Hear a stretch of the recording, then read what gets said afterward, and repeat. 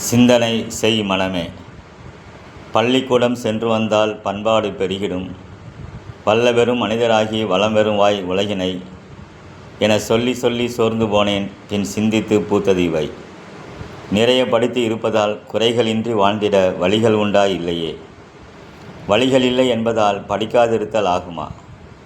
எண்ணும் எழுத்தும் அறிந்தவர் கன்னமிட்டு திருடுகின்றார். கண்ணியமாய் வாழ்வோரெல்லாம் கல்வியில் சிறந்தோரா? வெற்றி தோல்வி வாழ்க்கையெல்லாம் கற்ற கல்வியால்தானா? உற்ற பெருமை பெற்ற செல்வம் சுற்றம் சூழும் அதனாலா? புத்தகப் படிப்பு மட்டும் புத்தி தருவதில்லையே. வித்தை கற்று பயன்படுத்தும் விதத்தினாலே தான் உண்டு.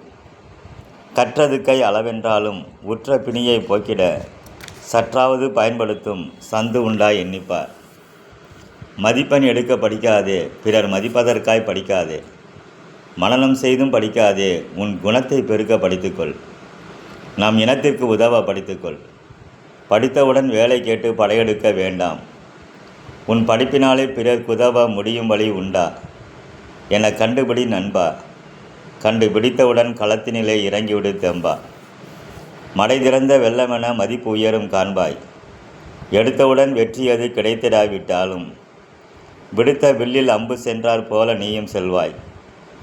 மாடு மேய்த்த குர்ஷேவ் ரஷ்ய பிரதமராய் மாற வாடி வதங்கும் விறகு வெட்டி மகன்தானே நம் லிங்கன். வீடுகளில் வேலை செய்து பிழைத்தவரே கியூரி. பாடிப்பற தேசிதானே பிரான்ஸ் நெப்போலியன். ஏளனமாய் பேசலாம், எதிர்த்து நின்று தடுக்கலாம். மாளும் அவை சீக்கிரம் உன் மன துணிவு ஒன்றினால்.